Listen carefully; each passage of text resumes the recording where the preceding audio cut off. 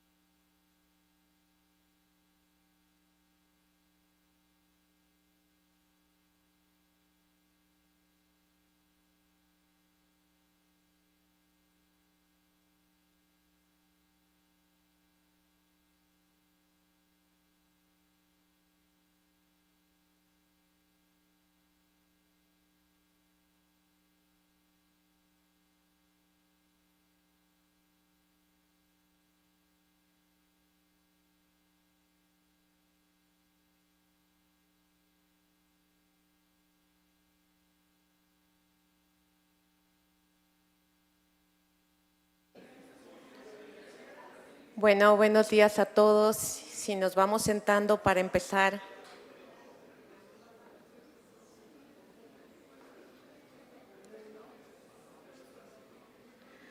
Gracias.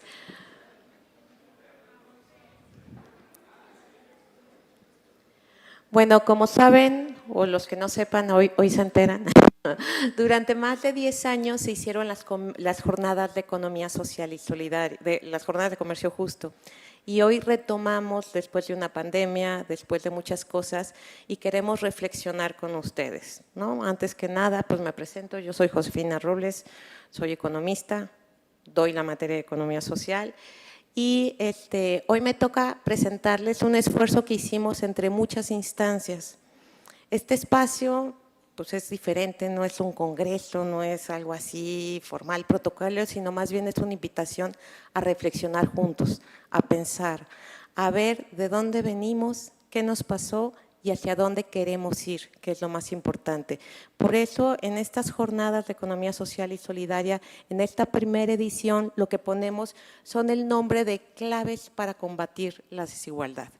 Y como les decía, es un esfuerzo de muchas instancias y por tanto nos sumamos todas las instancias que nos interesa pensar una forma diferente de hacer economía que sea más justa, que sea más incluyente, que nos permita sobrevivir en un planeta que realmente está dando signos de muerte, ¿no?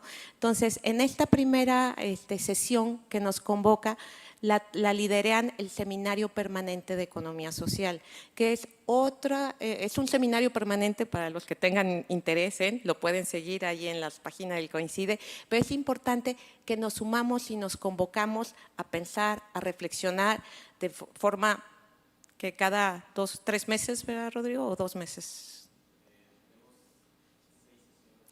6 sesiones al año. Entonces, dentro de las jornadas se suma el seminario y esta primera sesión está a cargo del seminario.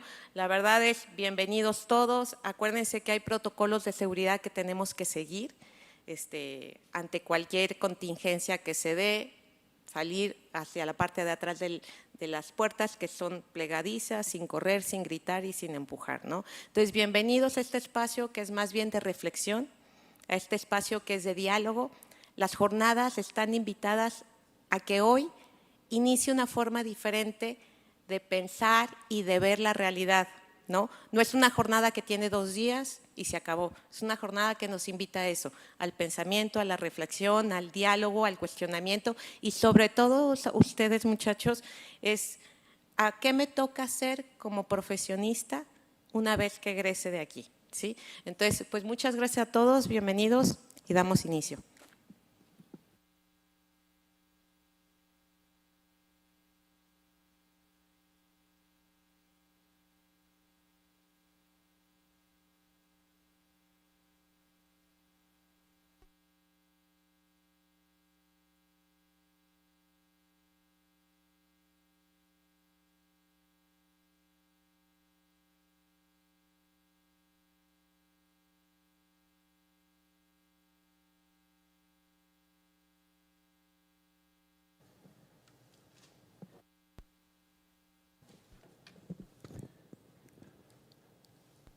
Nuevamente, muy buenos días, muchas gracias por estar con nosotros, por asistir a estas jornadas.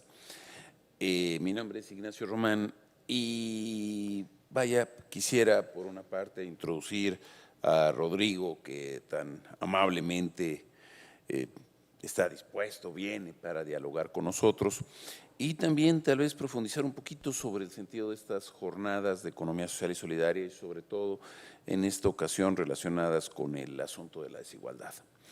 A ver, ustedes, nosotros, la gran mayoría estamos metidos en asignaturas y estamos metidos en temas ligados con economía, pero muy frecuentemente vemos la economía casi estrictamente como si fuera sinónimo de estudiar el dinero, los negocios o las empresas tradicionales en una lógica de rentabilidad. El gran problema es que desliguemos eso de las situaciones de polarización social, de las broncas de violencia, de las broncas de destrucción ambiental que estamos sufriendo en México y a nivel internacional. el hecho de reflexionar sobre desigualdad desde una perspectiva de economía social implica pensar en otras formas de organizar propiamente la actividad económica, pensando en una búsqueda no solamente de rentabilidad, sino simple y llanamente de vivir dignamente a partir de los recursos que se pueden construir desde lo que nos pertenece colectivamente. Y nos pertenece, me refiero a las comunidades indígenas, me estoy refiriendo a las comunidades que habitan en ciertos espacios de carácter ecológico, me estoy refiriendo a quienes están defendiendo intereses colectivos, no de ahorita ni de hace un año, sino desde hace 100 o 200 o 500. Y en este sentido, un organismo internacional, Oxfam, originalmente con sede en Gran Bretaña, pero actualmente es una confederación internacional con presencia en alrededor de 50 países y que actualmente su sede está en Kenia. Lo que ha estado desarrollando son justamente iniciativas que denuncian la extrema desigualdad justamente que tenemos en el acceso de recursos, en el acceso de bienes, en los ingresos. A nivel internacional es una de las organizaciones más significativas en el mundo que pelea al respecto. Y dentro de la Confederación, una de sus representaciones importantes es Oxfam México. Y Oxfam ha desarrollado una serie de estudios espejo sobre esta problemática de la desigualdad, pero además genera 4 áreas de trabajo especialmente significativas, a mi parecer. Una, relacionada con efectivamente los impactos que estamos teniendo por la destrucción ambiental a nivel global, pero también nacional, y al mismo tiempo que ha actuado en el sentido mismo del origen de Oxfam, en términos de acción humanitaria frente a desastres, temblores, huracanes, sequías, etcétera. Una segunda línea, además de esta de acción humanitaria y cambio climático, es la relacionada con trabajo digno. Y efectivamente también desarrolla una gran cantidad de actividades al respecto en el sentido de la promoción de nuevas formas de inserción al respecto, de derechos de los trabajadores. Sin ir más lejos, ayer se tuvo alguna sesión muy significativa en la Ciudad de México con la Organización Internacional del Trabajo, con la Conferencia Internacional sobre Seguridad Interamericana de Seguridad Social, con la Fundación Frederick Ebert, con Solidar, donde se plantea como trabajadores de plataformas digitales, cómo están sufriendo y qué se puede hacer cuando de repente aparecen gente como Jeff Bezos, como el gran productivo del mundo, y los millones de trabajadores que trabajan para él directa o indirectamente en condiciones lamentables. Otra de las líneas, además de la de acción humanitaria y justicia climática y la de trabajo, está también la relacionada con justicia fiscal, es decir, cómo efectivamente nos planteamos estados nacionales que efectivamente distribuyan propiamente la riqueza pública en términos de las necesidades de una sociedad y no solamente en impulsar los intereses de unos cuantos y donde no se le cobra impuestos a los más ricos porque pueden eludir todo lo que quieran y nos quedamos con una enorme carencia de recursos para la sociedad. Y tenemos otra línea importante que es la que nos trae el día de hoy, justamente, que es la de bienes comunes y territorio. ¿Qué es lo que nos pertenece en esta lógica colectiva y cómo podamos desarrollar iniciativas económicas de vida digna de la gente a partir de sus propios recursos? No para entrar en la lista de Forbes, no para poder estar en las colonias de lujo, no para generar productos Louis Vuitton para generar a los hombres aquí más famosos, sino simplemente para que la gente pueda vivir contenta y digna con lo que es y de manera solidaria. Quien lleva esta línea en el caso de Oxfam México es un señor que se llama Rodrigo Galindo. Y aquí lo tienen presente. Y me gustaría leerles algunas notas de su currículum. Pues Rodrigo es gerente del programa de Bienes Comunes y Territorio en Oxfam México. Es un programa dirigido a fortalecer los sistemas comunitarios de usos y protección de bienes comunes naturales, desde un enfoque de ciudadanía activa, ejercicio de derechos y justicia ambiental.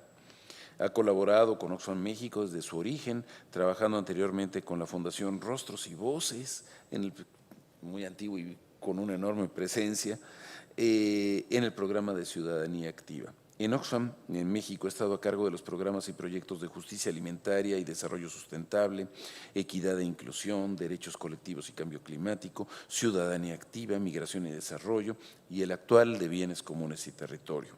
Asimismo, ha sido parte de los equipos humanitarios de Oxfam México para realizar las evaluaciones de necesidades inmediatas en comunidades afectadas durante emergencias climáticas, humanitarias.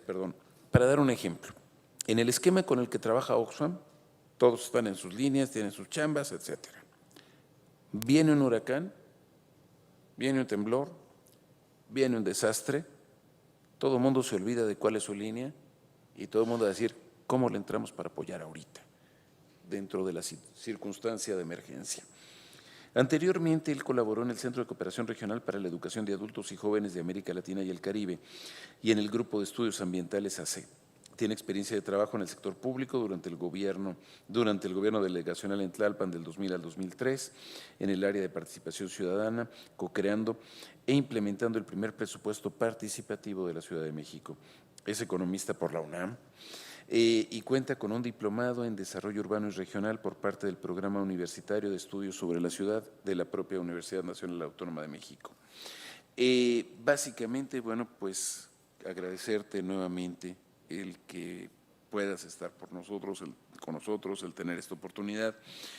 Y quisiéramos, además de tu conferencia, de tu exposición, si les parece correcto, el poder generar un espacio más o menos amplio de diálogo. Es decir, que la presentación sea más una provocación y luego sea la posibilidad de que efectivamente dialoguemos sobre qué tipo de construcción económica podemos hacer a nivel social, que sea ecológicamente viable, que sea socialmente sustentable también y que nos ayude, yo diría también, a construir paz. Entonces, Rodrigo, pues muchísimas gracias y eres el dueño del micrófono. Gracias, Nacho.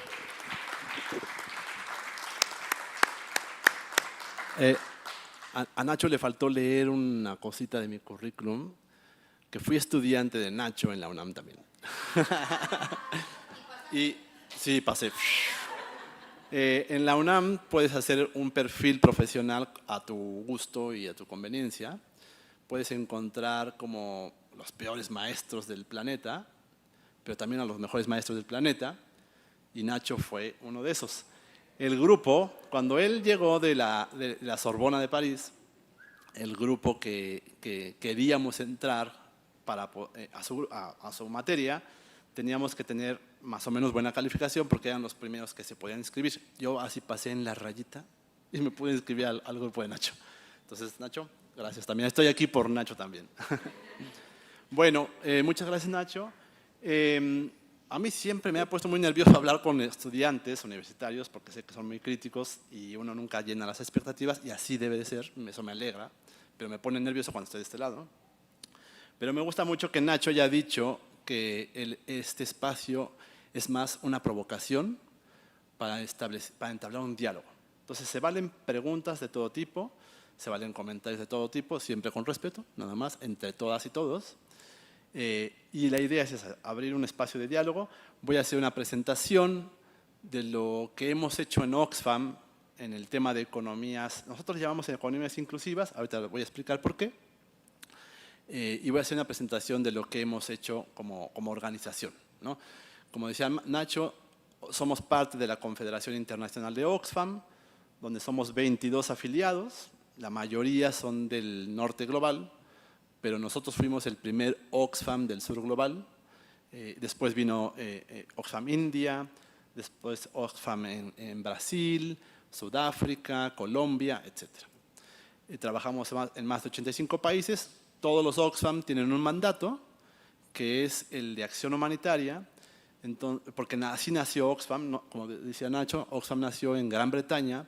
Después de la Segunda Guerra Mundial, el pueblo de Grecia quedó devastado y la primera ayuda internacional humanitaria organizada por la sociedad civil fueron de las familias de Oxford en Gran Bretaña. Se organizaron y llevaron esta ayuda humanitaria al pueblo de Grecia. Y de ahí nació Oxfam y otras organizaciones a nivel global empezaron a trabajar con los mismos principios, con los mismos estándares de calidad y se empezó a generar como una especie como de marca, digamos, ¿no? Y ahí nos empezamos a sumar. Nosotros tenemos ahora 10 años, ya vamos a cumplir 15 años de ser Oxfam México. Como decía Nacho, me tocó ser ese equipo que pasó de ser Fundación Rostros y Voces a ser Oxfam. Ha sido una aventura bastante interesante, pero fuimos el primer Oxfam del sur y nuestro trabajo que nos une junto con los demás 22 afiliados en los más de 85 países es el combate a la desigualdad, ¿no? Y justo por eso la ponencia de ahora se llama Economías Inclusivas, una alternativa frente a la desigualdad.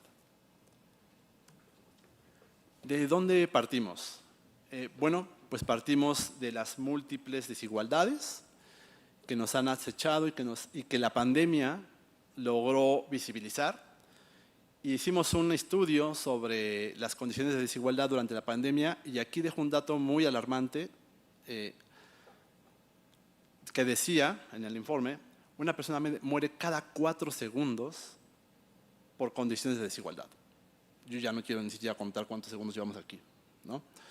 Las desigualdades contribuyen a la muerte de 21.300 personas cada día. Ese es el impacto de las desigualdades. Partimos de una crisis civilizatoria y de un capitalismo hiperconsumista, un modelo polarizado, desigual, injusto, destructor y asesino, que se basa en la falsa idea de lograr la felicidad a través del consumo infinito. Se basa en la idea de la competencia para lograr el éxito. Aquí los pongo como palabras clave de esta narrativa desde el poder. En la competencia como incentivo de crecimiento, en las desigualdades como motivadoras del progreso y del desarrollo. Y el desarrollo como el logro de mayores ingresos para mayores consumos. La desigualdad extrema. El 1% de la población del mundo más rica posee más del doble de la riqueza que 6.900 millones de personas. Eso es la mitad del planeta. Casi la mitad de la humanidad, o sea, 3.400, vive con menos de $5.5. No sé si tú tengas el dato, Nacho, de cuál es el PIB a nivel global, pero si dividiéramos el PIB a nivel global entre la cantidad de personas pobres, perfectamente podríamos salir de la línea de pobreza toda la población en el planeta. Los superricos en México han visto crecer sus fortunas en una tercera parte desde el inicio de la pandemia. Por ejemplo, este ejemplo de Carlos Slim, como una de las personas más ricas de México y del planeta, concentró más riqueza que la mitad de la población mexicana y vio crecer su riqueza un 42% desde el principio de la pandemia. Un monto equivalente a $1 millón por hora. O sea, cuando acabemos de aquí, esta reunión ya se habrá echado unos $2 millones fácil, ¿no? ¿Quién no quiere $1 millón, verdad? Las personas contribuyentes con ingresos superiores a los 500 millones de pesos anuales apenas representaron el 0.03% de la recaudación total de los impuestos en el año 21. O sea,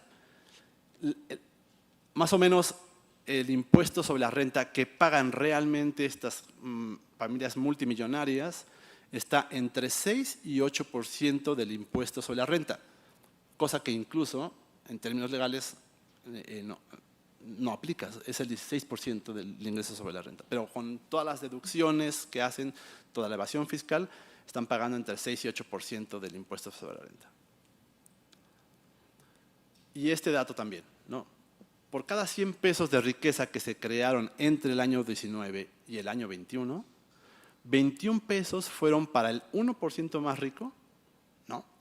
Y apenas 0.04 o 40 centavos para el 50% más pobre.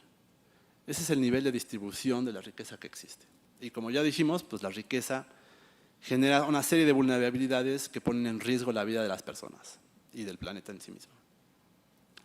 ¿Cuál es la otra crisis, además de la desigualdad? La crisis climática. Tenemos una crisis económica, una crisis climática y ambiental que nos afecta a todos, porque nos afecta a todo el planeta la crisis climática, pero no con la misma intensidad. Las mujeres, las comunidades indígenas y rurales son quienes más la sufren y paradójicamente son quienes menos han contribuido a generar esta crisis climática. Se espera, en un informe que acabamos de lanzar el mes pasado desde Oxfam Internacional, se espera que las emisiones globales de gases de efecto invernadero aumenten 10.6% para el año 2030, en lugar de caer 45%, que era la necesidad de bajar las emisiones de gases de efecto invernadero para limitar el aumento de la temperatura global al 1.5 grados centígrados. O sea, ya no va a pasar eso. Este 1.5 grados centígrados para el año 2030 no va a suceder. Los países del grupo de los 20, o sea, de las 20 economías más poderosas de este planeta, son los peores y los más responsables infractores de sus responsabilidades ambientales a nivel global. El grupo de los 20 es responsable del 78% de todas las emisiones de gases de efecto invernadero. Y un nuevo análisis también, en este nuevo análisis que hicimos, los 125 multimillonarios del planeta, en promedio emiten 3 millones de toneladas al año, más de 1 millón de veces el promedio de alguien que se encuentra en el 90% de la población de este planeta. Entonces, claramente hay responsables de esta crisis climática y claramente hay quienes más lo sufren. No es lo mismo, hay un ejemplo que usamos mucho en Oxfam, no es lo mismo cuando cae un huracán en Guerrero, por ejemplo, en el mismo Acapulco.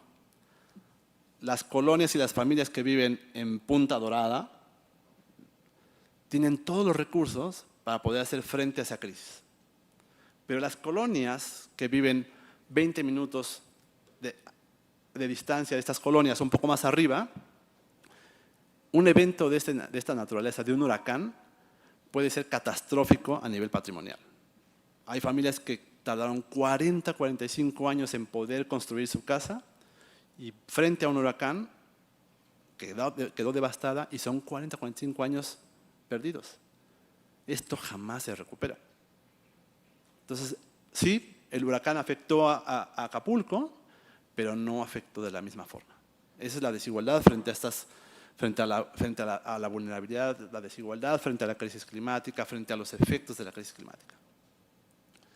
Algunas consecuencias más generalizadas de todo esto, pues es el aumento de los impactos diferenciados de la crisis climática, que aumentan las brechas de desigualdad interseccionales.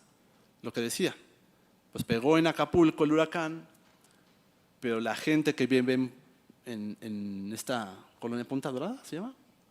No, Punta Diamante, exactamente. Punta Diamante, pues normalmente es gente de altos ingresos, no es gente indígena, pero la gente que vive a un lado, que vive un poco más arriba, son gente migrante, muchos de poblaciones indígenas, de poblaciones rurales, que sufren realmente los embates de este huracán, ¿no? El deterioro acelerado de los ecosistemas y del tejido social de las comunidades y territorios, condicionando el futuro de millones de personas que dependen directamente de esos bienes comunes como sus medios de vida. La profundización de la pobreza y de la marginación de estas comunidades, empeorando principalmente las condiciones de vulnerabilidad, discriminación y marginación hacia las mujeres. La pérdida de capacidades y oportunidades económicas para mantener los ingresos familiares, aumentando las espirales, por ejemplo, de endeudamiento, el aumento de las labores de cuidado y la reproducción social no remunerada, afectando de manera desproporcionada a las mujeres, y en general la pérdida de bienestar social, el aumento de las crisis sanitarias, como ya lo vivimos, el aumento de la pobreza, la debilidad de los estados-nación para hacer frente a las problemáticas sociales, el debilitamiento de la democracia, el aumento de la inseguridad y de la corrupción, entre otras. Frente a este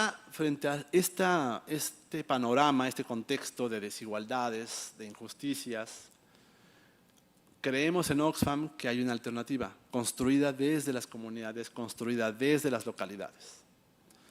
Y creemos que esta construcción se hace desde las economías inclusivas, desde los procesos que desarrollan personas que el día a día luchan por mejorar sus ingresos, por mejorar su bienestar, y que muchas veces estas estrategias que utilizan dependen de relaciones solidarias, dependen de relaciones estrechamente vinculadas a sus recursos naturales, a sus bienes comunes, y que muchas veces frente a este contexto de extractivismo, de desigualdad, de crisis climática, sus medios de vida se ven altamente vulnerables. Hablamos de economías inclusivas en plural para estar seguras de abarcar la diversidad de alternativas económicas que surgen desde los márgenes. Cuando hablamos de los márgenes nos referimos pues, a aquellos sectores de la población que viven en la informalidad, que trabajan proyectos comunitarios para el desarrollo para generar ingresos, aquellas comunidades rurales, pero también urbanas, que no tienen ingresos estables, que están con servicios, que prestan servicios de baja calidad, que prestan servicios que difícilmente los puedes encontrar por el precio en el mercado formal, y viven en una serie de condiciones de desigualdad y de condiciones de falta de seguridad social en ambos espacios, ¿no? Tanto en el ámbito urbano como en el ámbito rural. Para hacer parte a las personas y sus colectivos que históricamente han sido excluidos de los beneficios y dinámicas del mercado y del poder político.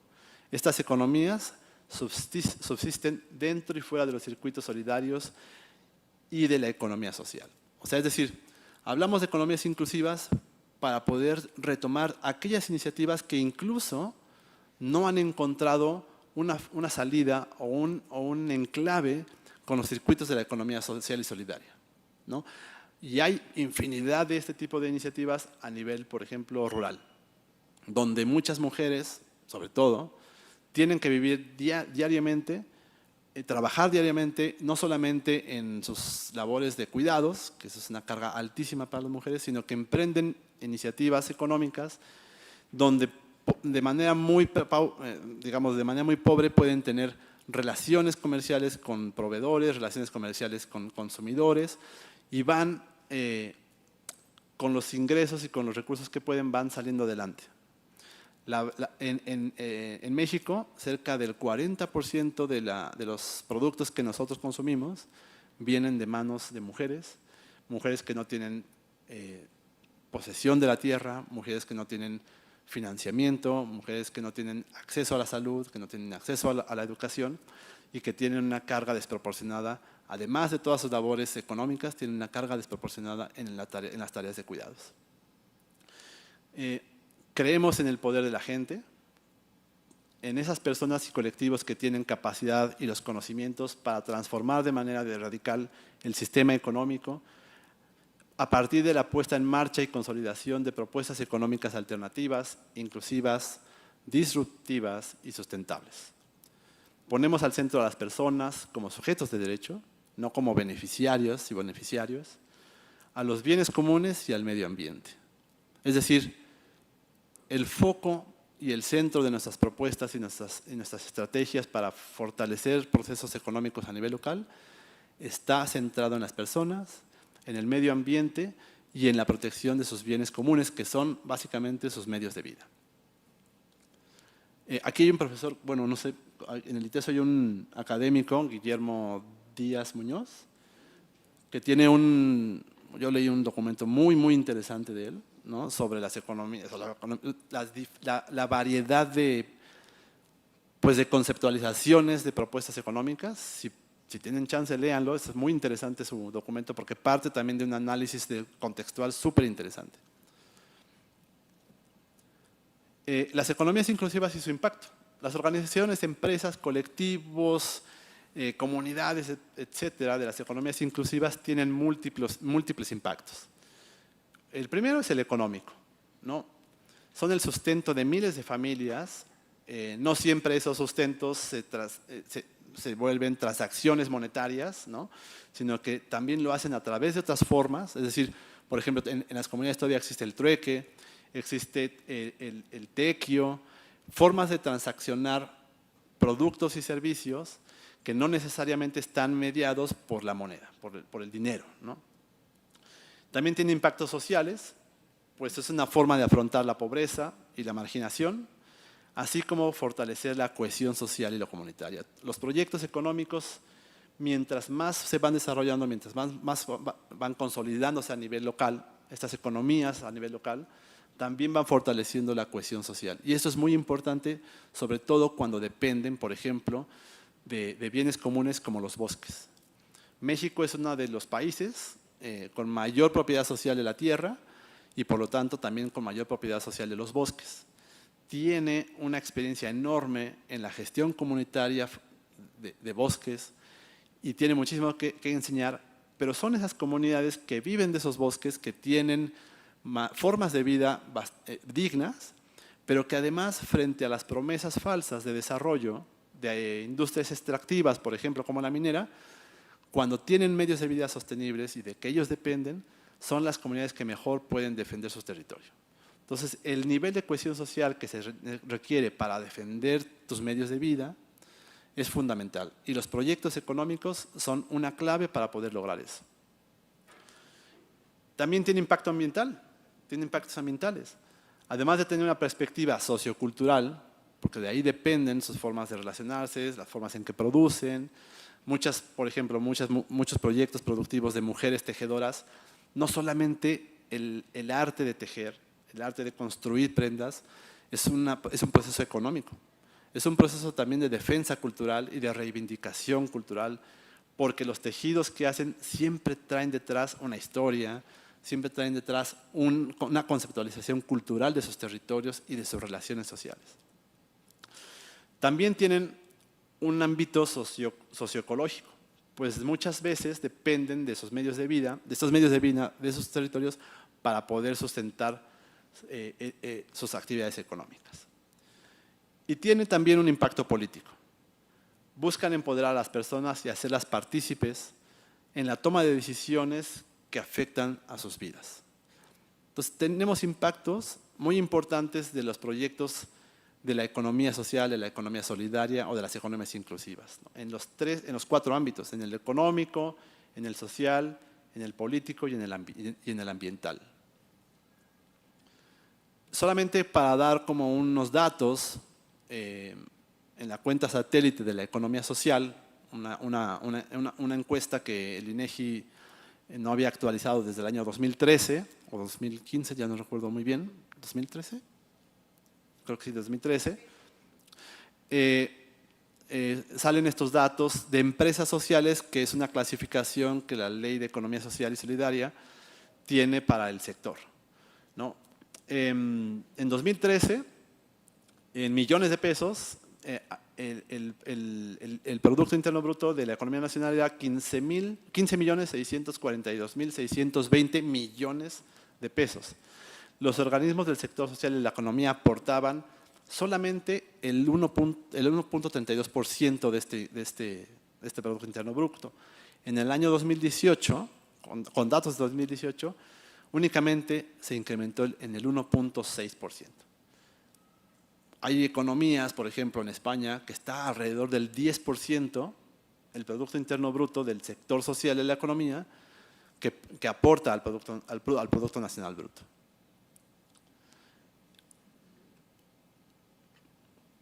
Bueno, frente a este contexto de desigualdades, de empobrecimiento, de crisis climática, creemos que un cambio es posible porque las desigualdades son producto de toma de decisiones, son producto de la inactividad de muchas personas responsables para la toma de decisiones y creemos que es posible el cambio. Desde Oxfam México, o desde Oxfam, existe una larga trayectoria en el fortalecimiento de cadenas globales de comercio justo.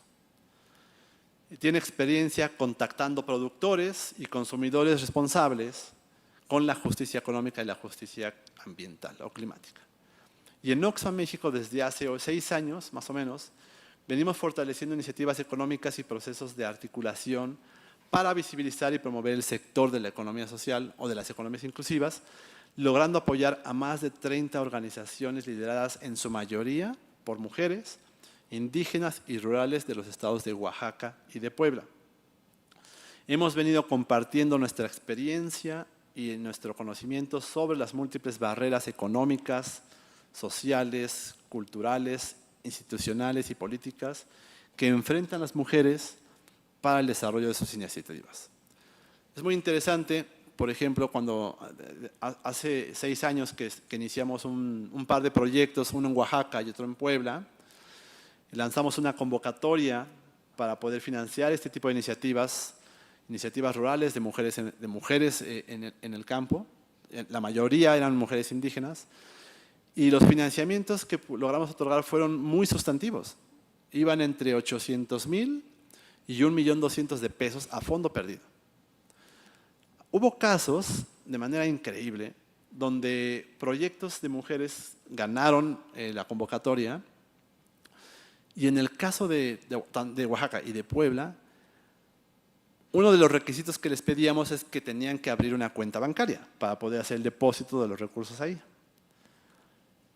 Pues en el caso de Oaxaca, unas mujeres mijes fueron al banco, le dijeron al gerente, oigan, necesitamos abrir una cuenta porque vamos a hacer un depósito aquí muy grande y de aquí vamos a ir sacando para un proyecto.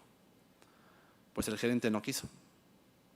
Pero le dijo, pero ¿cómo no? Tenemos el derecho de que nos pueda abrir la cuenta porque estamos legalmente constituidas, aquí están nuestras actas, están correctas, en fin.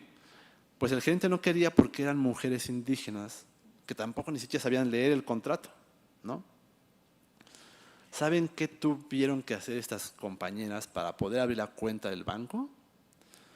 Tuvieron que ir con el cura, con el padre, a contarle de que el gerente del banco no les quería abrir la cuenta porque no quería, ¿no?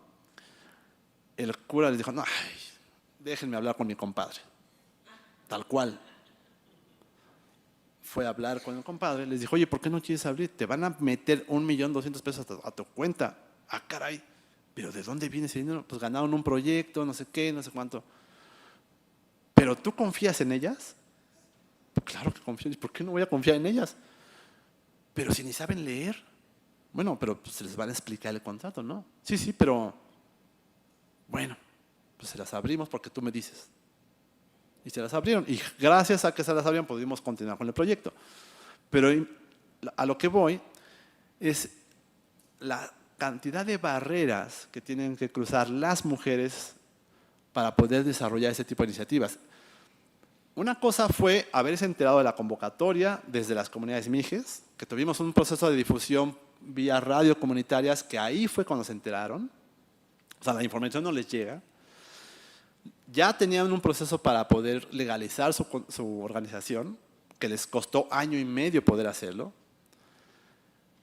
Ya habían ganado la convocatoria, solamente tenían que abrir la cuenta bancaria. Les tardó 1 mes en abrir la cuenta porque el gerente no quería.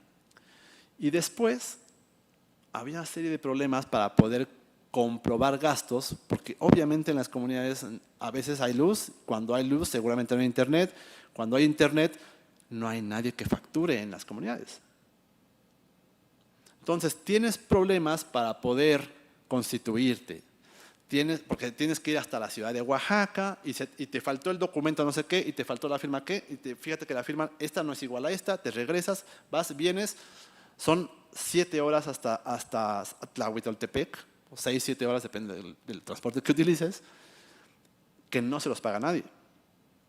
Además del tiempo, además de toda la carga de trabajo de cuidados que se les acumuló porque tuvieron que ir, en fin, son barreras institucionales, barreras económicas, barreras culturales, ¿no? Cuando las mujeres, por ejemplo, de Macuilcé, unas compañeras en el estado de Puebla, antes de que entraran al proyecto, habían ido con el Comisariado de Bienes Ejidales, habían ido con el presidente municipal para pedirles un financiamiento para su proyecto de elaboración de zapatos. Eran mujeres indígenas, consiguieron un pequeño financiamiento, pero muy limitado por ahí, pero el de Bienes Ejidales dijo que no, él no les iba a dar nada de dinero. Cuando les dimos el financiamiento, compraron máquinas de coser, compraron insumos, arreglaron su taller, en fin, y empezaron a producir, tuvieron talleres de capacitación y empezaron a crecer. Empezaron a tener las primeras ventas. Pues el presidente de Bienes Comunales fue y les dijo, oigan, pues ustedes como tienen un proyecto aquí, pues tienen que pasar una corta, ¿no? Y dijeron, no podemos, porque ese no es dinero nuestro. No, pues tienen que hacerlo. Pues mira, háblale a los de Oxfam. Nos habló y dijimos, no pueden hacer eso, porque si ustedes hacen eso, nosotros vamos a ir legalmente contra esa organización. Claro que no lo íbamos a hacer, pero era para que entendiera este cuate que no le íbamos a dar dinero cuando las compañeras jóvenes, mujeres indígenas, habían ido a solicitar 50,000 pesos de todo el recurso que tenían que habían bajado y que no les tocó por ser mujeres indígenas y además jóvenes, ¿no? En fin, son una serie de barreras que tienen que cruzar estas mujeres para poder desarrollar sus proyectos que además nada les asegura que van a ser exitosos, nada les asegura. Estas mujeres están todos los días pensando en cómo van a pagar mañana la luz, cómo van a pagar mañana el gas, cómo van a repartir los 3,000 pesos entre las 40 mujeres que están participando en la iniciativa, en fin, ¿no? Son una serie de barreras que limitan el desarrollo de este tipo de iniciativas.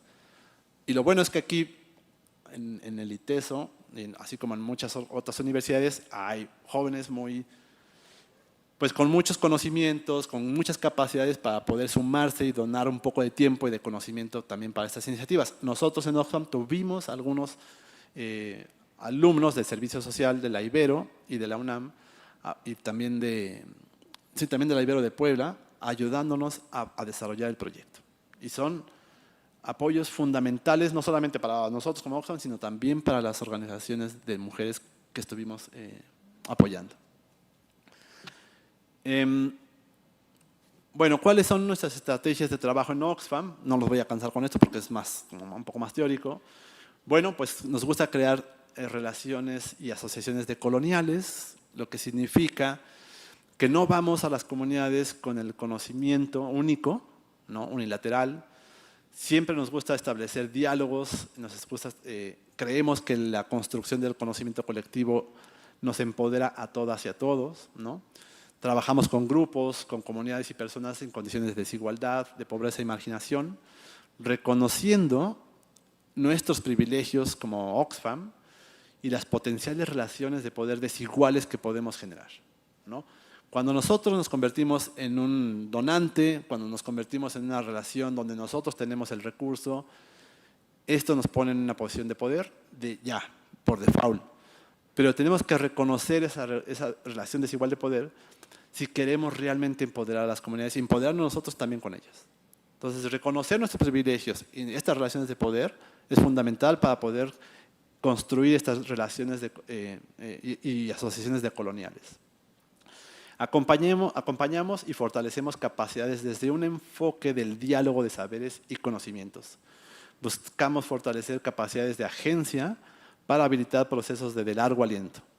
Fomentar diálogos multiactor. Buscamos crear puentes de diálogo entre diferentes actores, pero claramente tomando partido por nuestras organizaciones aliadas y grupos en desigualdad de poder y condiciones de desigualdad. Y nunca sustituyendo la voz de nuestras aliadas. No podemos sustituir la voz de las personas con las que trabajamos. Articulación para la incidencia, eso es fundamental.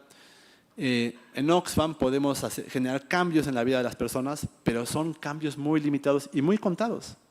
Podemos contarlos con todos los dedos de las manos y de los pies, pero esto no generaría cambios estructurales si no buscamos influir en esos cambios estructurales. Y para nosotros, influir en políticas públicas, en marcos normativos y en presupuestos es fundamental para generar esos cambios estructurales. Entonces, si nosotros no trabajamos con comunidades en Nayarit, pero existe una política pública de apoyo a este tipo de iniciativas con un enfoque de género y multicultural, pues creemos que ese cambio puede suceder aunque no estemos con esas personas. Entonces, articulación para la incidencia. Participamos, fortalecemos y creamos alianzas para empujar cambios estructurales, lo que ya les decía, por ejemplo, reformas a las leyes que profundizan desigualdades, y también fomentamos las alianzas de nuestras organizaciones aliadas para la defensa de sus derechos. Trabajamos para la incidencia, junto con otras organizaciones aliadas, buscamos influir en políticas y marcos normativos. Generamos conocimiento para la acción colectiva. Somos una organización que genera muchos informes, que genera muchas investigaciones, pero siempre estas investigaciones son con fines de acción colectiva, con fines de articulación, con fines de incidencia. Creamos contranarrativas, sabemos que hay una narrativa desde el poder, ¿no? Sabemos que las defensoras y defensores de la tierra y del territorio y de los recursos naturales y de los derechos humanos están estigmatizadas. Hay periódicos en este país que las han declarado como las talibanes del desarrollo, ¿no? Pues buscamos crear contranarrativas esperanzadoras y poderosas contra la desigualdad y la injusticia, elevando la voz y la presencia de las personas con las que trabajamos, visibilizando casos concretos de justicia ambiental y económica, así como la gestión colectiva y sostenible de los bienes comunes.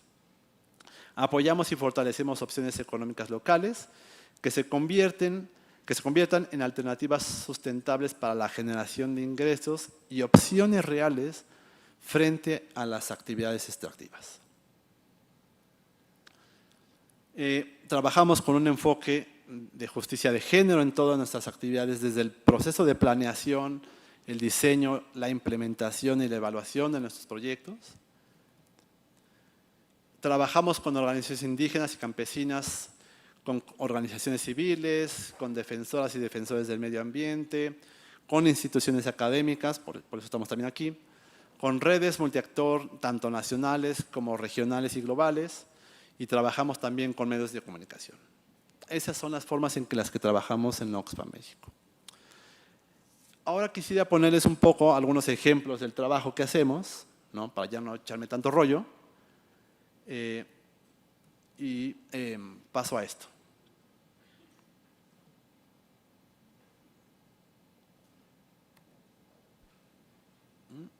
Bueno, como siempre. Sí, según yo sí. A ver si no. Sí, sí está conectado. A ver si así.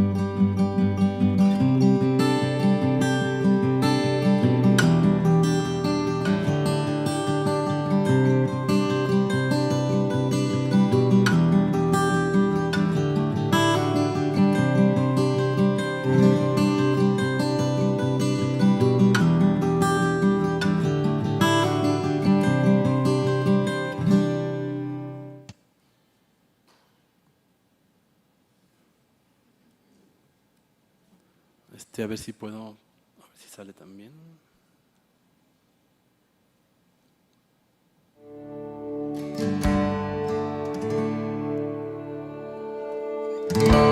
Anteriormente me dedicaba pues a hacer varios trabajos, en ser ama de casa, en ser trabajadora, en ser artesana, en ser campesina. Y hoy en día estoy aquí en el colectivo Chiwik. Me gusta lo que hago y he avanzado un poquito más porque hago también las otras cosas, pero ya más es como hobby, ya me dedico más aquí.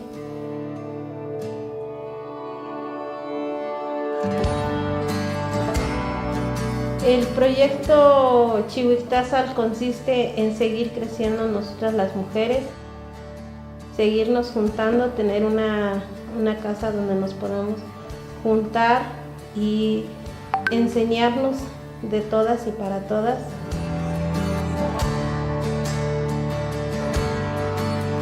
Oxfam colaboró ayudándonos con este proyecto a reconstruir la casa, nuestra casa.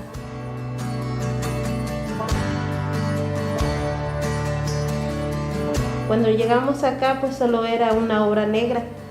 Se convirtió en una casa, se compraron los muebles, se compraron estas máquinas con las que hoy trabajamos. Nos apoyaron principalmente a construir un lugar donde nosotras seamos reconocidas por nuestro trabajo y me gusta mucho estar acá. Han venido talleristas a enseñarnos desde cómo valorarnos nosotras como mujeres, cómo hacer nuestros diseños y cada una de nosotras nos hemos ido conociendo.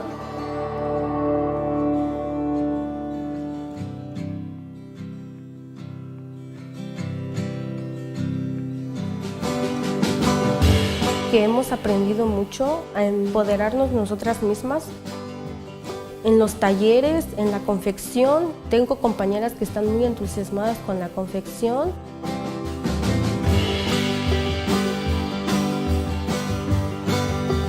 En mi caso, me gusta mucho trabajar con las máquinas y eso me ha motivado también a mi persona y pues esperamos seguir con esto y esa emoción pasárselas a nuestros hijos para que ellos puedan avanzar.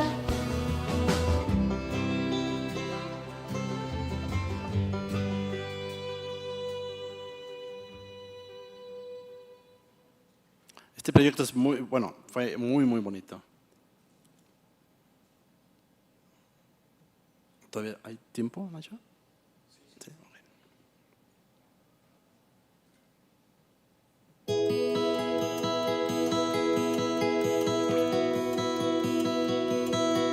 El único trabajo que tenemos aquí es en el campo. Pues apenas alcanza para sostener pues a la familia. Otra problemática es principalmente el tema de la discapacidad que existe en nuestras comunidades indígenas. Punto 6 es una organización civil que nace en el año 2006 como una iniciativa de un grupo de jóvenes con discapacidad visual que teníamos la inquietud por resolver las problemáticas que nos estaba afectando. Impulsa el Centro de Formación Integral Ayuk, un proyecto colectivo impulsado por las personas con discapacidad, por los padres de familia y por la propia comunidad, con la finalidad de generar condiciones que favorezcan nuestra inclusión.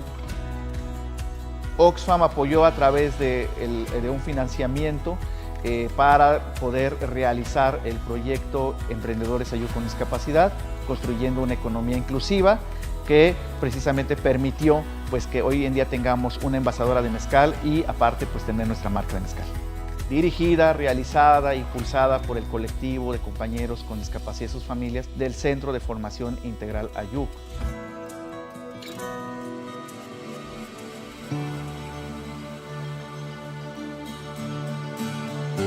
Un paso importante fue este trabajo en comunidad, este trabajo colectivo, donde podemos demostrar a las personas con discapacidad y nuestras familias que podemos hacer un proyecto digno, un proyecto productivo y un proyecto que nace desde las propias personas con discapacidad y que finalmente impacta en las propias personas con discapacidad. Nuestros planes a futuro son que nuestro mezcal logre pues, ser un producto que vaya más allá de la comunidad, que logre estar en el mercado y que sobre todo sepa la gente que las personas con discapacidad también podemos ser productivas. Y pues gracias a Oxfam que nos ayudó, que nos ayuda. Pues muchas gracias a ellos.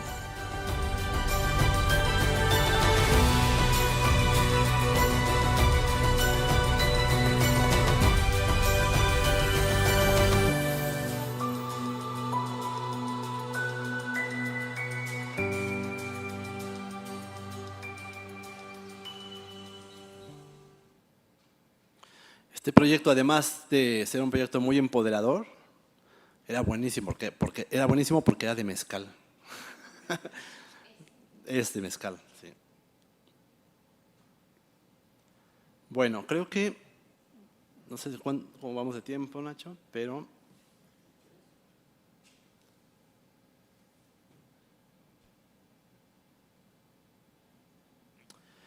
este es otro trabajo que hicimos, ¿no? Es una serie de infografías para demostrar un poco el trabajo que se ha hecho con este tipo de iniciativas.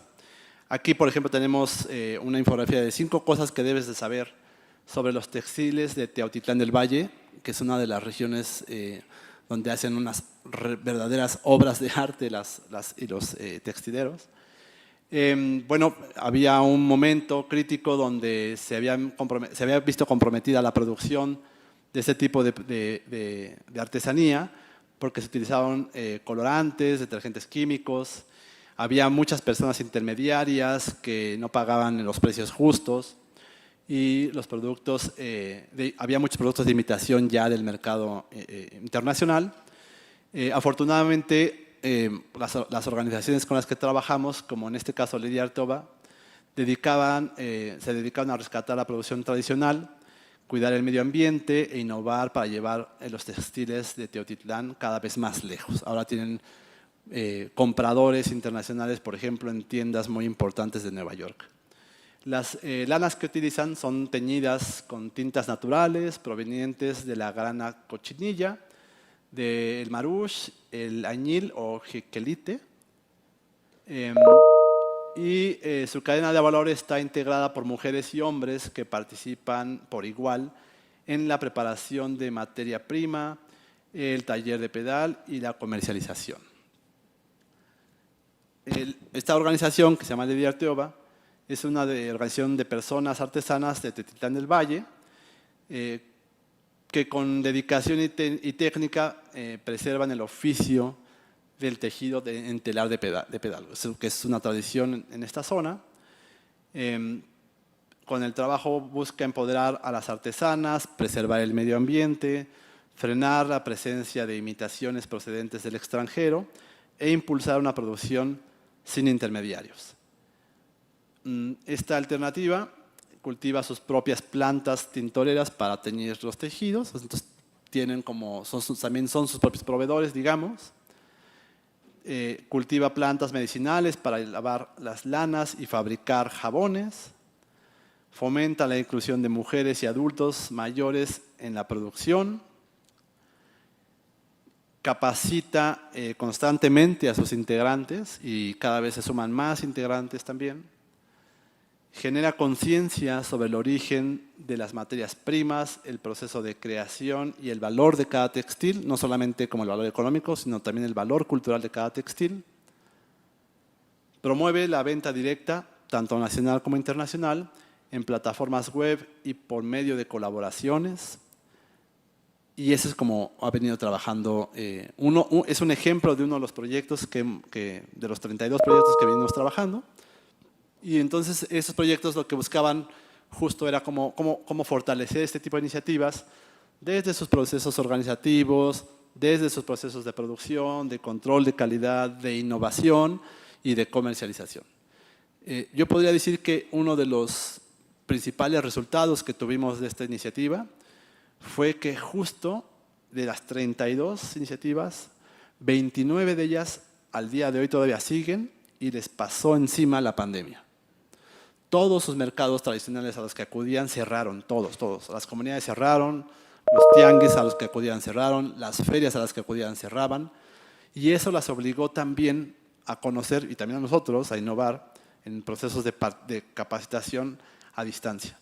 Pero ellas empezaron a incursionar en los mercados digitales. Y eso, sobre todo, por ejemplo, a los colectivos, a las colectivas que tienen más jóvenes en sus miembros, en sus integrantes, pues el utilizar las redes sociales, el utilizar las plataformas digitales, les ha funcionado muy bien para poder comercializar sus productos. Y bueno, finalmente nada más decir que creemos en las soluciones locales, en las alternativas comunitarias para hacer frente a la crisis climática y económica, y creemos que una economía más humana, más justa y sustentable es posible. Gracias.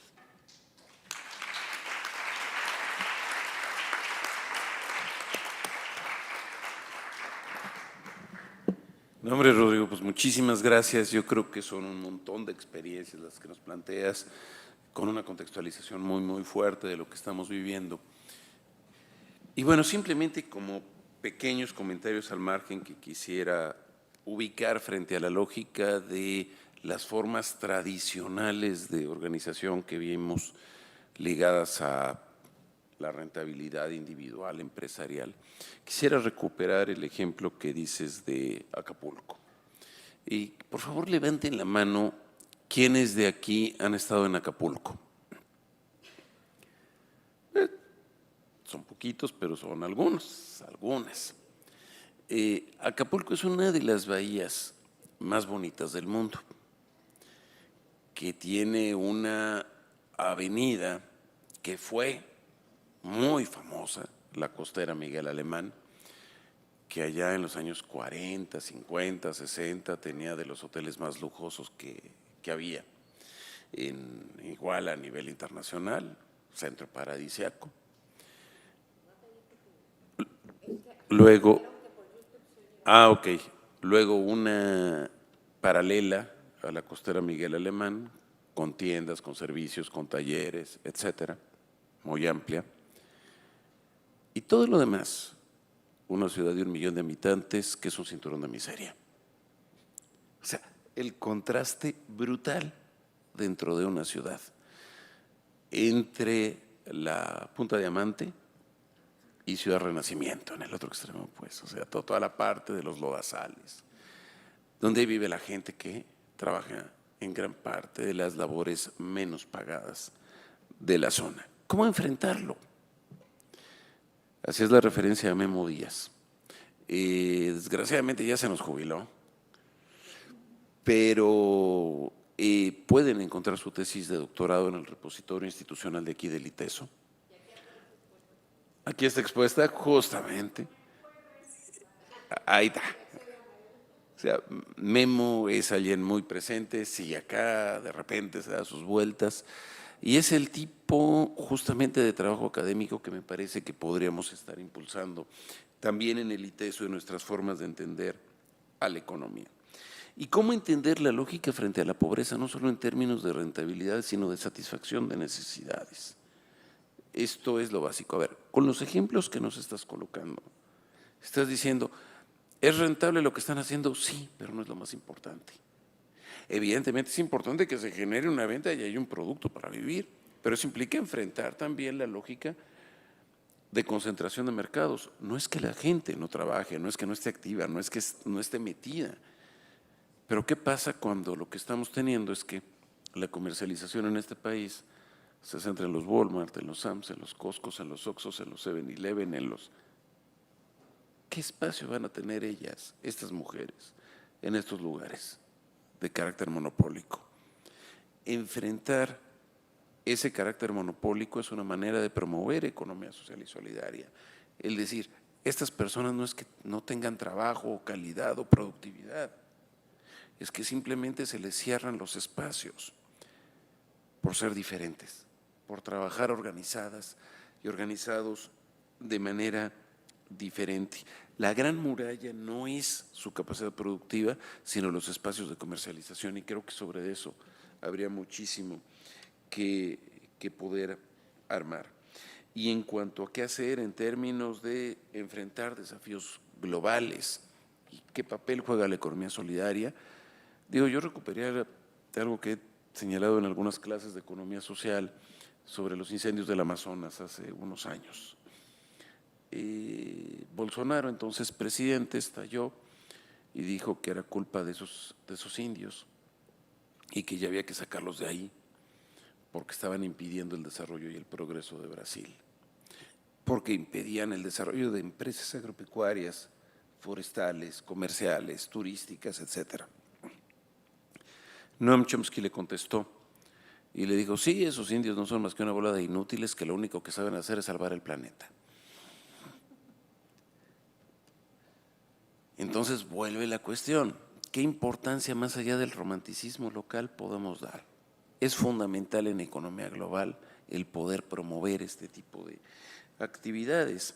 Y bueno, otro ejemplo muy ligado a Brasil es esta película de Sebastião Salgado, sobre Sebastião Salgado, La sal de la tierra, que dice, ¿qué pasa al final cuando se dedica a generar una inversión de renovación ecológica con participación de toda la sociedad?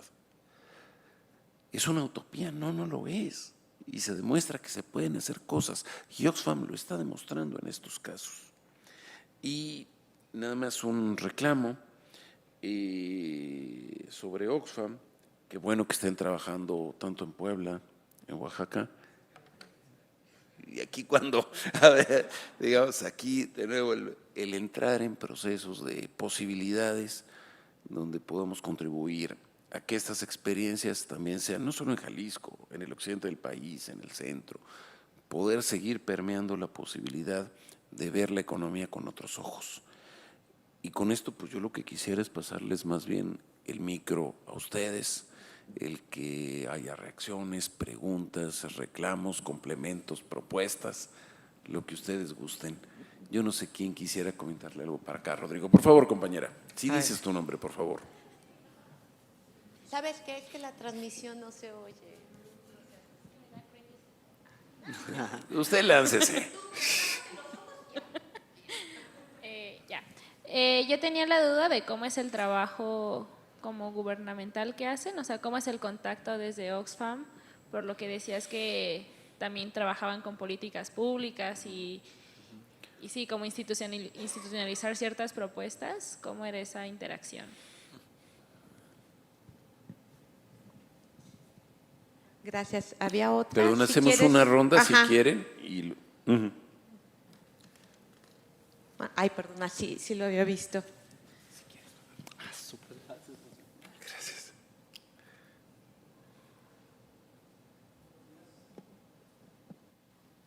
Buenos días.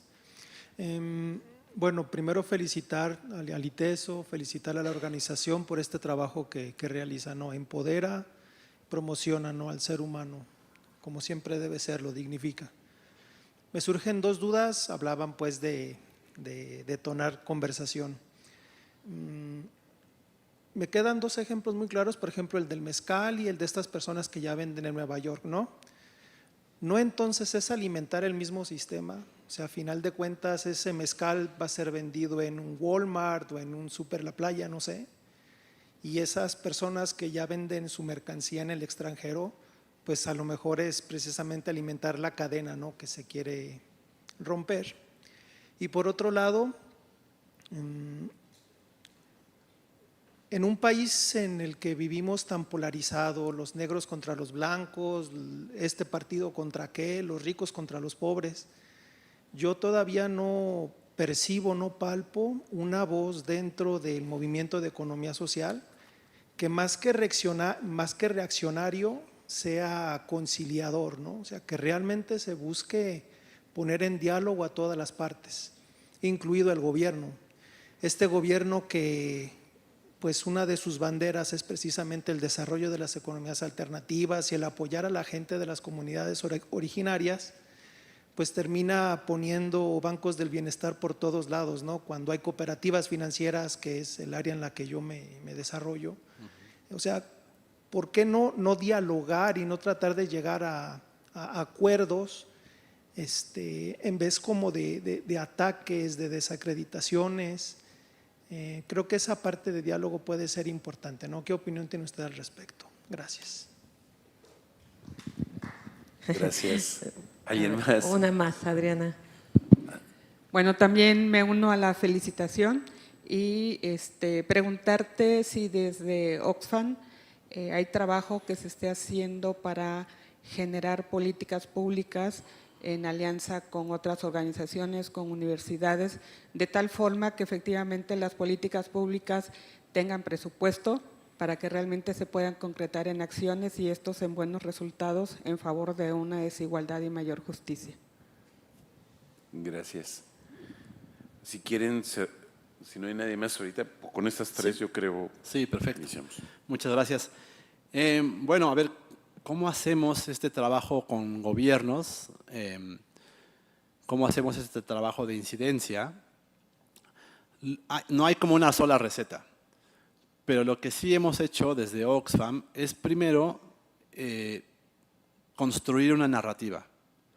Para construir una narrativa necesitamos tener datos, necesitamos tener evidencias, necesitamos generar investigación para poder hacer eso.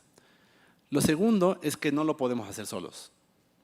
Entonces siempre nos aliamos con otras organizaciones, muchas de ellas desafortunadamente en este país, y nosotros lo vivimos y lo padecemos también, es un país muy centralizado. Entonces la mayor parte de las organizaciones con las que hemos trabajado en procesos de articulación y de incidencia para cambiar políticas públicas, para cambiar leyes, normalmente siempre están en las ciudades, ¿no? Y hemos trabajado con muchas organizaciones en la Ciudad de México y también algunas aquí en Guadalajara. Pero siempre tratamos de buscar la articulación y el trabajo también con organizaciones y comunidades. Eso es fundamental. Nuestro trabajo tiene que ver reflejado, al menos, si no es que podemos invitar a todas las personas con las que trabajamos en comunidades, a veces las podemos invitar y están en los diálogos con funcionarios públicos, con legisladores, etcétera, pero siempre tratamos de generar propuestas desde abajo, ¿no? Entonces tenemos el proceso de construcción de narrativas, informes, investigación, datos. Construimos alianzas con otras organizaciones con los mismos intereses, con el mismo diagnóstico, ¿no? Y después viene un proceso importante de comunicación y hacemos, pues a veces sí hacemos cabildeo. Normalmente partimos de estrategias de comunicación. Empezamos a denunciar las injusticias, la desigualdad y cómo muchas leyes lo que generan son procesos de desigualdad y cómo perpetúan muchas leyes la desigualdad en el ejercicio de derechos, ¿no? Un ejemplo que te puedo dar muy claro ahorita es que tenemos 4 años de haber construido y de seguir colaborando con una red de organizaciones que se llama Cambiémosla Ya. Esta red, que somos 6 organizaciones y cerca de 30 comunidades, lo que buscó durante 5 años es cambiar la ley minera. ¿Por qué era importante cambiar la ley minera? Porque la ley minera, en su artículo 2, dice que es una actividad preponderante y de interés público. ¿Qué significa esto? Significa, digo, no va a pasar aquí porque los privilegios siempre marcan la pauta, ¿no? Pero, por ejemplo, que si abajo del ITESO hubiera oro y plata, una minera, digo, no va a pasar aquí porque es imposible, ¿no? Pero una minera podría venir y decir, ¿saben qué? Con permiso. Hágase para allá porque aquí vamos a hacer nuestra mina. Porque la ley se los permite. Ahora, si de repente llega esta minera del Grupo México, para ponerla así más buena la cosa, ¿no? Pero de repente llega Pemex y dice, oye, espérate, porque abajo de tu oro y tu plata hay petróleo. Sáquese de aquí, con permiso. ¿Sí? Espérense, es una zona potencialmente inundable para generar una presa y generar energía hidroeléctrica. Llega la CFE y le dice, Pemex, con permiso, ahí te ves. Y llega a CFE, inunda toda esta zona y mete unos generadores y listo. ¿Quiénes quedaron al final? Pues nosotras, los estudiantes, los profesores. Pero eso no va a pasar en el ITESO, porque el ITESO tiene mucho poder. Pero esto pasa todos los días en las comunidades indígenas y rurales. Esto pasa. Las comunidades forestales que tienen medios de vida sostenibles son las que mejor logran defender sus territorios cuando viene una mina y les dice, pero no te preocupes, yo te voy a dar empleo. No te preocupes, vas a ganar 3,000 pesos al mes. No te preocupes, te voy a poner una clínica y luego tú arreglas y ves cómo haces para poner medicamentos y doctores. Pero yo te voy a dar empleo. Claro, vas a durar ahí 10, 12, 15 años. Si aguanta tu cuerpo, vas a durar eso, ¿no? Pero no te preocupes, en 50 años, si vemos que ya se acabó aquí el oro y la plata, pues ya nos vamos. Y ahí te quedas con lo que quedó de tu territorio. Ahí te quedas con eso. Y si hay agua, pues bueno, chido, pues ya te puedes quedar. Quién sabe si esté contaminada o no. Bueno, pues esa ley minera genera este tipo de privilegios y este tipo de desigualdades en el ejercicio de derechos. Entonces, ¿qué hacemos? Hacemos una investigación sobre los impactos de la minería en México, hacemos una investigación sobre la contribución que hace la minería al desarrollo del país, que es cero, ¿no? Y hacemos construimos una narrativa de por qué necesitamos cambiar la ley minera. Hacemos un libro, hacemos exposiciones, hacemos una campaña y después nos lanzamos en la primera oportunidad que tenemos a dialogar con un legislador. Y si además vemos que un legislador está como flojoneando, se le está acabando el tiempo y vemos que tiene que hacer algo, le cuchicheamos en la oreja y él dice, pues yo ahorita me agarro porque si no voy a salir bien mal parado de esta legislatura, como pasó. Entonces dialogamos con él, él suma a otros legisladores, empezamos a compartir información, empezamos a compartir datos oficiales, no son datos inventados. Vamos con la Secretaría de Economía, después de 1000 tocar las puertas nos abren. Vamos con Semarnat, a la segunda nos abren. No se ponen de acuerdo ellas, porque obviamente la Semarnat quiere proteger el medio ambiente, pero la Secretaría de Economía tiene en sus manos el fomento al sector minero, entonces tienen que dialogar, ¿no? Y el momento crítico es el momento de aprovechar el proceso legislativo.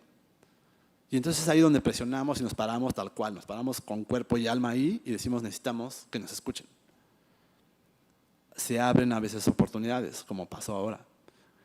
Y entonces una fracción de la Cámara de Diputados adopta la iniciativa, hace una propuesta, pero el Ejecutivo dice, espérate, pues si yo soy el mero para hablar sobre la pobreza y las comunidades, entonces nos rebasa por la derecha con mucha información que le habíamos dado y mete una propuesta muy interesante de reforma a la ley minera, pero pues obviamente en el legislativo, en la Cámara de Diputados la mochan y queda muy mochada, pero queda bien. O sea, no queda tan...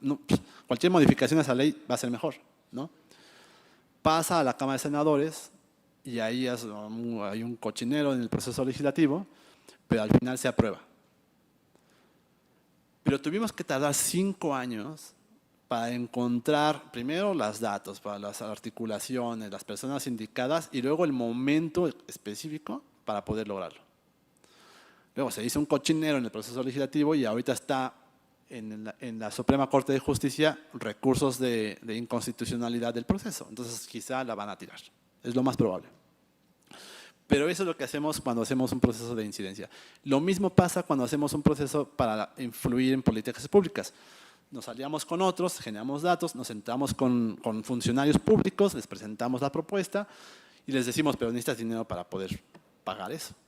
Y entonces va una estrategia, y ahí voy un poco a la última pregunta, también digo, no me he olvidado de la tuya, pero retomo ahí. Trabajamos en varias iniciativas sobre políticas públicas, sobre todo políticas públicas que tienen que ver con justicia fiscal y en materia de derechos laborales, ¿no? El programa de justicia fiscal y el programa de bienestar y trabajo tienen propuestas muy concretas. Uno, para que haya una política fiscal progresiva. ¿Qué significa esto? Significa que el 1% de la población multimillonaria que paga entre 6 y 8% del ISR, pues pague no solamente lo que le corresponde en ley, sino que además pague más. Porque eso financiaría un montón de programas públicos y políticas públicas que en teoría tendrían que estar destinadas para la política social. Entonces, ese es un ejemplo, ¿no? de buscar cambios en la política fiscal. La otra es cambios en la política laboral. Ya lo mencionaba creo que Nacho al inicio. Ayer hubo un evento muy importante para hablar sobre los trabajadores que laboran en las plataformas digitales de comercio, ¿no? El Uber Eats, el Didi no sé qué, todo, Rappi, todas esas. Pues sí, nosotros vemos que son gente loca que se nos meten cuando vamos en el coche y manejan súper mal, pero si no llegan, tienen que pagar ellos. Y si se matan en el camino, nadie hace nada. Rappi, ni Didi, ni Uber tienen responsabilidad nada sobre ellos, ¿no? Entonces estamos trabajando para que en el marco normativo y en las políticas públicas sobre el trabajo se pueda legislar y se puedan generar propuestas para proteger a estos trabajadores. Ese es, por ejemplo, un ejemplo, ¿no? Sobre si alimentamos con ese tipo de iniciativas o no el mismo sistema, yo podría decir que sí, pero tiene su matiz. Hay muchas iniciativas muy valiosas que son muy disruptivas y que deciden no entrarle a los circuitos de la economía. Es decir, cerrar sus fronteras, trabajar a lo interno con otras comunidades a través de trueque, a través de bancos de tiempo, etc. Y son muy valiosas. En la experiencia y en el conocimiento que tenemos, son poco sostenibles y rápidamente truenan. Y la gente sale disparada y a rascárselas como ellas puedan, cada quien como pueda. Hemos visto proyectos muy interesantes de economía social que de repente llegan a Walmart y llegan a Superama y de repente empiezan a perder justo los principios por los que nacieron. Y hay empresas grandes ahí, sociales que nacieron así, y hay cooperativas que también nacieron así, y muchas veces al interior de sus propias cooperativas vemos las peores prácticas políticas que pueden haber para el clientelismo corporativo y cooperativista, ¿no? Pero también hay muchísimas iniciativas muy valiosas donde logran conectarse con aquellos mercados solidarios a través de cadenas de comercio justo, a través de cooperativas de consumo responsable, ¿no? Aquí tenemos una cooperativa que se llama Milpa, donde un montón de compañeras y compañeros del ITESO y de otras personas fuera, cada 15 días recogen una canasta de productoras y de productores cercanos a la ciudad de Guadalajara y que producen de manera agroecológica. Sí, hay un intercambio comercial ahí, pero pagamos un precio justo, ellos tienen trabajadores protegidos también, pero además también protegen el medio ambiente. Es muy diferente a si yo voy a Walmart y compro los jitomates, donde sé que esos jitomates vienen de Sinaloa y donde la gente literalmente se muere de calor y de sed y de hambre trabajando en los campos de jitomates. Es muy diferente. Entonces sí es cierto, sí podemos estar como alimentando el mismo sistema, pero bajo otras lógicas, o intentamos hacerlo bajo otras lógicas. Después habrá que inventarnos un poco más y ser más disruptivos y más sostenibles esas disrupciones, ¿no? Pero creo que sí, y yo creo que sí es posible. Y creo que hacia allá va un poco la cosa también, ¿no? Voz de conciliación, sí, hay muchas voces que están buscando hacer estos puentes de diálogo. Nosotros hacemos mucha crítica, pero siempre que hacemos un informe con crítica, siempre tenemos una propuesta por delante. O sea, no aventamos la crítica y se acabó, ahí resuélvanlo. No, ahí les va una serie de propuestas, pero esas propuestas lo que implican es atentar contra ciertos privilegios, desafortunadamente, ¿no? Entonces, que la tomen o no la tomen, pues va a depender un poco de eso, de la correlación de fuerzas que haya, del ejercicio de poder que se tenga. En este país hay un asunto de captura política de las instituciones y de las políticas públicas terribles. Un ejemplo es la ley minera, ¿no? Lo que ya les puse. Pero bueno, eso es lo que buscamos hacer. Sí generamos puentes de diálogo. Claro que no siempre somos como los más poderosos para generar estos puentes de diálogo. Nos falta generar mayor poder, mayor masa muscular política, digamos, para tener un peso más fuerte, ¿no? Sin convertirnos en un nuevo partido político, obviamente, ¿no? Ya, eso. Creo que, no sé si me faltó algo de estas primeras preguntas. ¿Alguien más? Lo que quieran. Ay, Laura, ya quería hablar. No, no sé.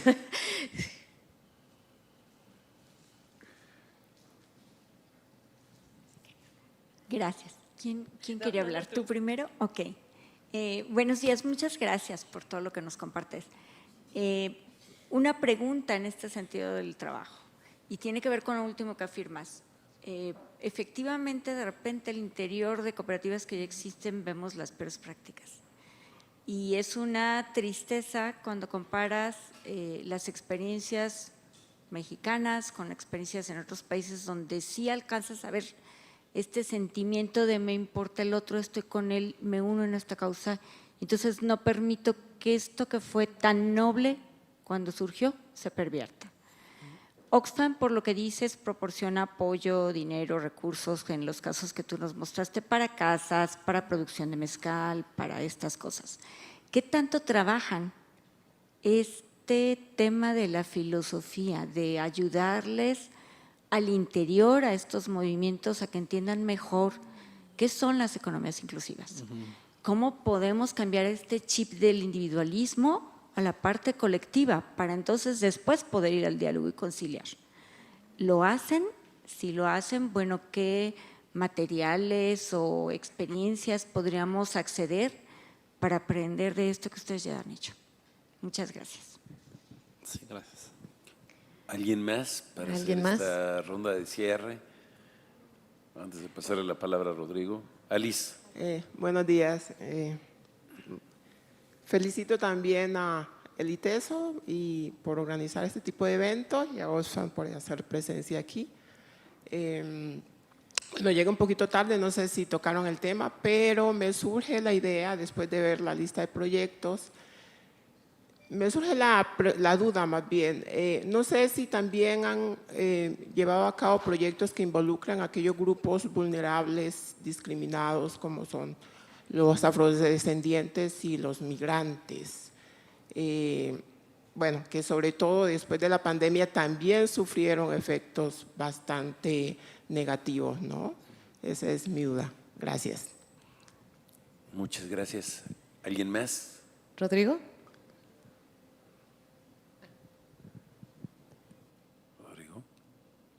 Bueno, pues voy a aprovechar, Rodrigo, que te tenemos acá en este foro pues, universitario con otros estudiantes y profesores.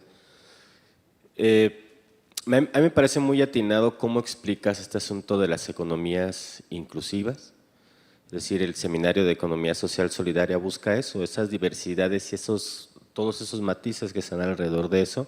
Me parece que tú vienes a colocar otra manera también de entenderlo, y que pones también ahí un problema central donde muchos parecieran o pareciéramos dar por hecho como cierta facilidad para conectarse a circuitos de economía social o vías más o menos claras para hacerlo. Pero me gustaría, aprovechando que estamos ahora pues, en este público en la universidad, que tú nos pudieras dar quizás algunas ideas de efectivamente desde nuestro hacer como estudiantes, profesores, investigadores, gente que está en campo, etcétera, cómo podemos tener un acercamiento hacia este tema, hacia la difusión, hacia conocer nuevas iniciativas y conectarlas a ellas, sabiendo pues, la experiencia que ya nos has contado de esto, ¿no? Como algunas ideas de inicio.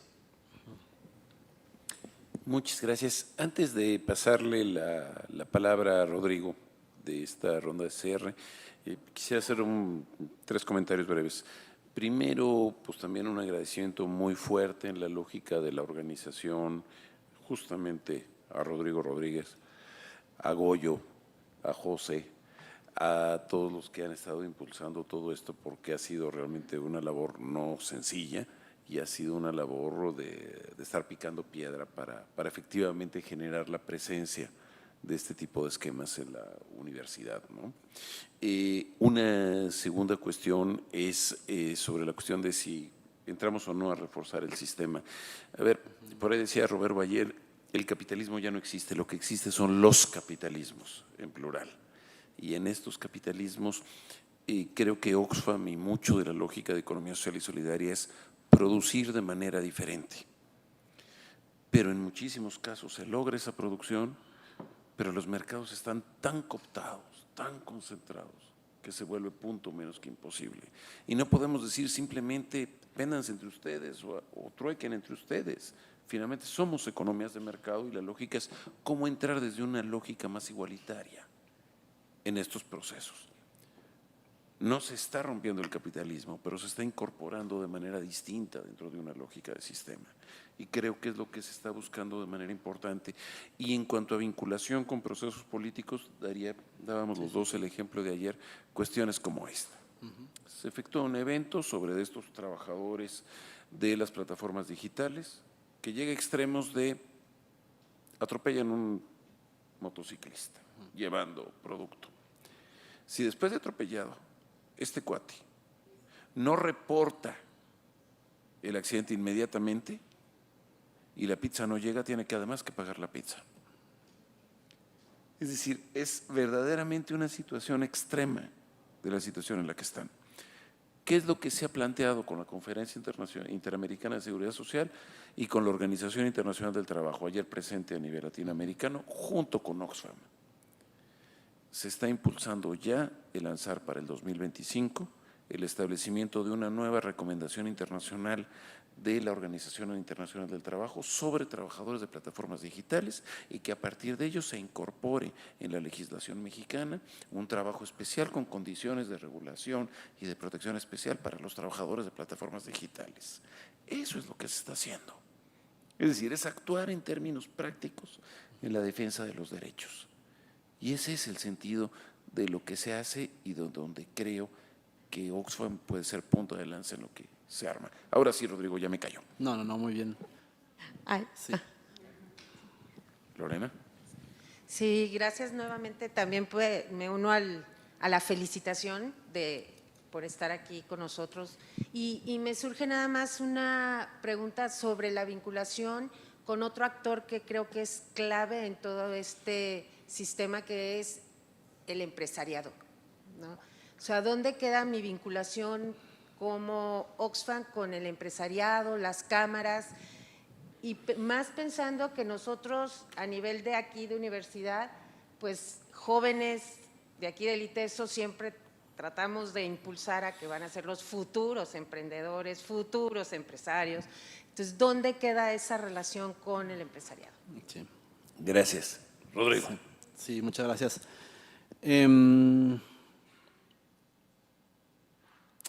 ¿Cómo logramos imprimir un poco o mantener este principio de cooperación, de solidaridad en los grupos con los que trabajamos? Pues nosotros hemos tenido la gran fortuna de que ha sido un poco al revés. Los grupos con los que trabajamos nos han imprimido a nosotros este sentido más de cooperación y más de solidaridad. ¿Por qué lo digo? Porque hemos tenido la fortuna de trabajar con iniciativas que parten de un contexto donde los principios del cuidado, de los cuidados comunitarios, de la solidaridad, son fundamentales para preservar la vida. Y no tienen otra forma de poder hacerlo, ¿no? Y entonces las formas en que se asocian y las formas en que colaboran son esas, de profunda cooperación, de profunda solidaridad entre los miembros, y muchas veces chocan con procesos administrativos nuestros, o sea, con tiempos y formas de trabajar de Oxfam. Entonces, más bien a nosotros nos han imprimido más bien una fuerza más de entender el cooperativismo desde la comunidad, desde entender las formas solidarias en que se establecen relaciones entre ellos. Incluso, en Oxfam hablamos mucho de los enfoques de género, pero cuando estás en comunidades necesariamente tienes que dialogar con el enfoque del feminismo comunitario, del feminismo indígena, y es muy difícil a veces entender todo ese cambio, ¿no? Hablar sobre solidaridad, podemos hablarlo desde acá nosotros, pero cuando estamos ya en un diálogo con las comunidades, incluso un ejercicio fundamental es poner en la mesa esos conceptos. Porque si tú puedes entender un concepto de solidaridad, pero tú vas con las comunidades más eguas y lo van a entender de otra forma. Y después vas con los zapotecas y lo van a entender de otra forma. Y después vas con los mijes y los vas a entender de otra forma. Entonces siempre es importante como poner en la mesa este tipo de conceptos para comprendernos y comprendernos, ¿no?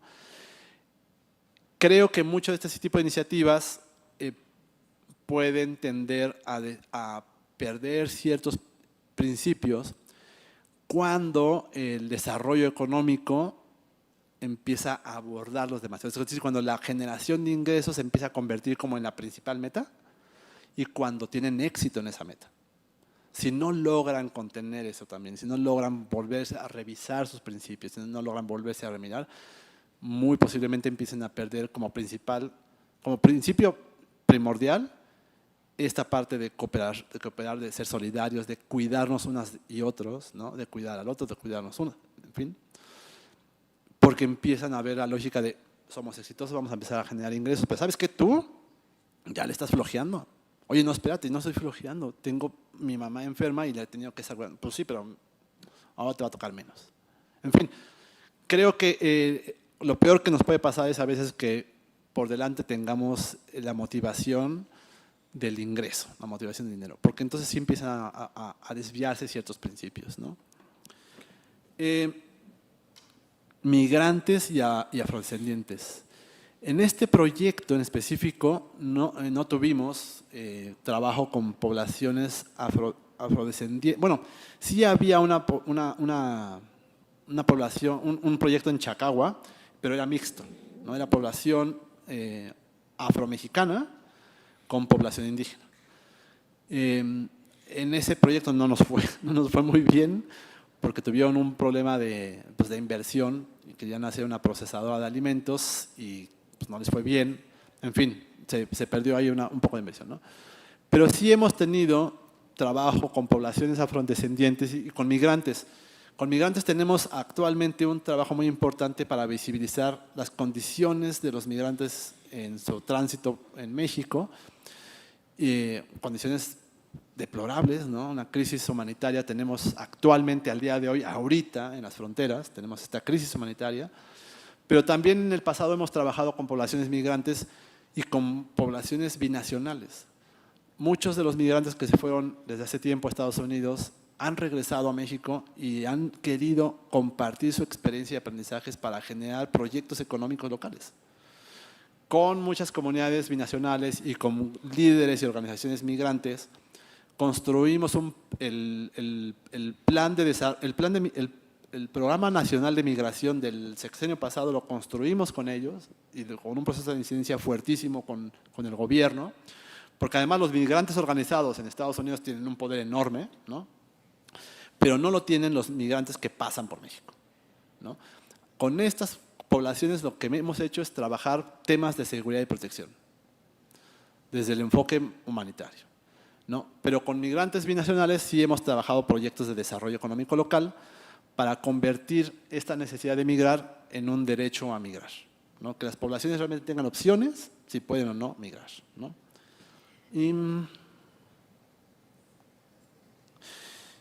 Y, ¿cómo nos acerca? Ideas sobre qué podemos hacer desde la academia y las organizaciones civiles. Pues yo creo que las universidades comunitarias tienen un enorme poder. No solamente porque generan conocimiento, sino porque también tienen una capacidad de mapeo de actores y la capacidad de convocatoria.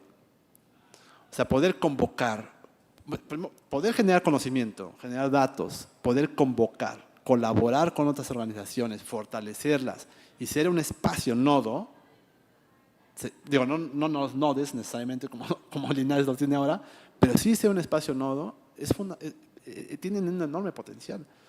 Tienen potencial de conocimiento, potencial de comunicación, potencial de convocatoria, potencial de colaboración, no solamente profesores e investigadores, sino todos los alumnos que están aquí tienen cosas que poder compartir con un montón de organizaciones e iniciativas. O sea, las universidades tienen ese poder, ¿no? Yo creo que sí, gracias. Por ahí, poder de campaña incluso, ¿no?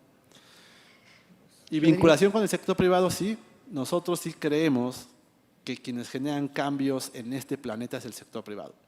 El problema es que cambios hacia dónde, con quiénes, ¿Y qué cambian bajo ellos? qué lógica. Pero el sector privado tiene un enorme poder para hacer cambios. y no lo podemos obviar y no lo podemos dejar de lado. Ahorita estamos trabajando el tema de economía social y solidaria con la Coparmex, que podría sorprenderles el nivel de impulso que se está teniendo al interior de la Coparmex, que yo así como que, esto no lo dije aquí, pero bueno, lo tuve que decir, ¿no? Pero sí, con la Coparmex. Y es que la economía social también es sector privado, al final. Sí, sí. Y es impresionante lo que están haciendo para empujar el tema de economía social y solidaria dentro del organismo de la Coparmex. La Comisión de Bienestar es la que tiene encargados y es sorprendente escuchar a la compañera. Sí. Muy bien, pues muchísimas gracias. Y pues un aplauso, pero a nombre del ITESO también, un pequeño presente para Rodrigo, por favor, con el agradecimiento de siempre y esperemos que te tengamos frecuentemente. Si no, le reclamaremos a la profesora Carabés que no venga. Gracias, muchas gracias, compañeras y compañeros. Gracias. Oigan, un anuncio rápido. Acuérdense que en estas otras formas hay un trueque universitario. Si no traigo cosas para truequear, pero quiero ver cómo se desenvuelve. A las 2:45 en el vivero o hasta las 4 de la tarde vamos a estar ahí. Hay prácticamente 80 alumnos que van a hacer trueque. Y también que en la explanada del UB está el mercado solidario. Estas artesanas, estos productos de agroproductores que quieren, aquí estamos, dice, que queremos buscar otros mercados para que no haya este desacople entre solidaridad hacia adentro y mercado hacia afuera, pues son esas alternativas. Entonces los invitamos también a pasar al UB, de preferencia a comprar estos productos. Muchas gracias.